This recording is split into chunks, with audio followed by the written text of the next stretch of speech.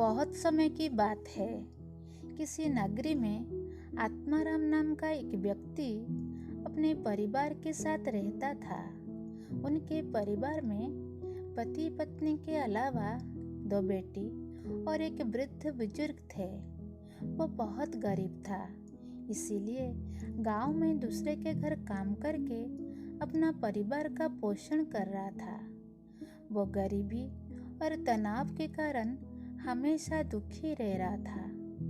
एक दिन एक संत महात्मा अपने चारों शिष्य के साथ उसी गांव से होकर अपना आश्रम जा रहे थे कि अचानक बहुत जोर की बारिश हुई। अंधेरा भी काफी हो चुका था, इसीलिए शिष्य ने अपने गुरु से कहा कि गुरुजी, काफी रात हो चुकी है, अगर आप कहे तो आज की रात इसी गांव में रुक जाते हैं।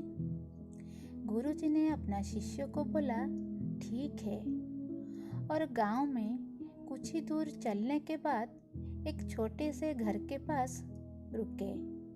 अब जैसे ही वहां गए तो महात्मा जी के शिष्य ने दरवाजा ठकठकाया। उस घर से एक आदमी बाहर आया। वो आत्माराम था। गुरुजी ने कहा, हम अपने आश्रम जा रहे थे, लेकिन काफी रात और बारिश होने के कारण से हमने इसी गांव में रुकने को सोचा। क्या हम आज रात आपके यहाँ रुक सकते हैं? गरीब आत्माराम बोला, हाँ, क्यों नहीं, आप चारों अंदर आ जाओ। अब जैसे ही गुरुजी अंदर गए, उन्होंने देखा कि उस आदमी के घर में बहुत बड़ी गरीबी थी। गुरुजी ने उनसे पूछा कि आप काम क्या करते हो? वो गरीब आदमी बोला कि मेरे पास बहुत सारा जमीन है।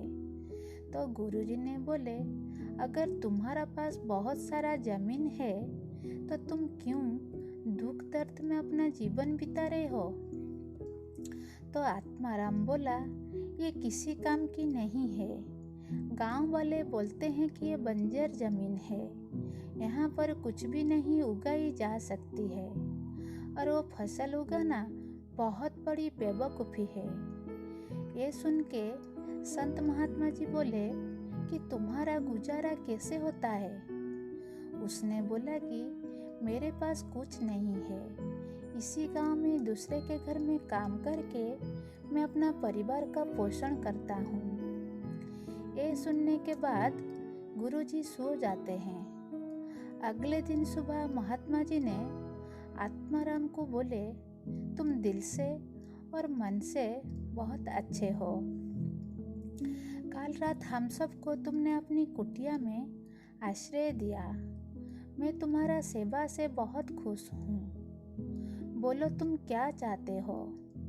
तो आत्माराम बोला, भगवान, कृपया आप मुझे ये बताइए कि मुझे ऐसा क्या करने से मुझे इस गरीबी की कष्टों से हमेशा हमेशा के लिए मुक्ति मिलेगी। तो ये सुन के महात्मा जी थोड़ा मौन हो गए और बोले, एक उपाय है जो हमेशा के लिए तुम्हें गरीबी से मुक्ति दे सकता है, लेकिन ये काम करने के लिए तुमने कभी चेष्टा नहीं किए। ये सुन के आत्माराम बोला, वो उपाय क्या है भगवान? तो महात्मा जी ने बोले, तुम्हारा जो पुरखों का जमीन है, उससे तुम अपनी मेहनत से कुछ करने की कोशिश करोगे तो निश्चिंत भगवान तुम्हारा मेहनत का उचित मूल्य देंगे। ये बोल के महात्मा जी अपने शिष्य के साथ आश्रम की ओर निकल पड़े। उस बात को तकरीबन 18 साल गुजर जाता है, और जो महात्मा जी का शिष्य था वो भी बहुत बड़ा गुरु बन चुका था।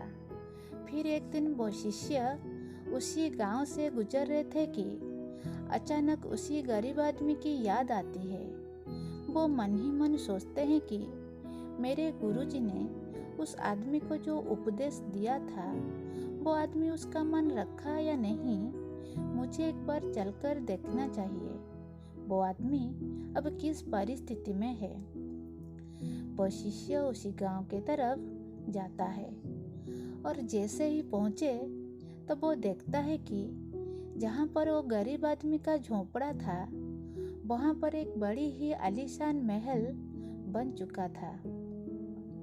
और वो झोंपड़े के बाहर जो बंजर जमीन थी, वहाँ पर फलों और फूलों के बगीचे थे। तभी वहाँ से उस घर का मालिक आता है। शिष्य उसे पहचान लेता है और वो आदमी को बोलता है, आपने मुझे पहचाना? मैं अपनी गुरुजी के साथ आया था कि हमने एक रात के लिए आपके यहाँ रुके भी। वो आदमी उन्हें पहचान लेता है और वो बोलता है कि मैं आपको पहचान लिया, आप वो संत महात्मा जी के शिष्य हैं। आत्माराम उनको प्रणाम करता है और कहता है, आप लोग जाने के बाद हमारी गांव में एक बड़ी महामारी आया था, जिनके वजह से घर घर में लोग बीमारी से मरने लगे। लोगों को खाना तक भी नहीं मिला। चारों ओर हाहाकार मचा हुआ था। महामारी के वजह से गांव में हम जिनके घर में काम कर रहे थे, वो लोग भी काम पर आने के लिए मना कर दिए। तो मैं क्या करता? मेरे पास और कोई रास्ता नहीं था। तो मैंने अपनी बंजर जमीन पर मेहनत की और फसल उगाया, और आज मैं इस गांव का सबसे बड़ा और सबसे अमीर आदमी बन चुका हूँ। ये सब संभव हो पाया महात्मा जी के उन्हीं उपदेश की वजह से। उन्होंने मेरी आंखें खोल दिए। आज मैं इस गांव का एक धनी प्रतिष्ठित व्यक्ति हूँ। ये सुनने के बाद शिष्य की आंखों में अपने गुरुजी के लिए सम्मान बढ़ गई। खुशी से उनकी आंखों से आंसू आ गए।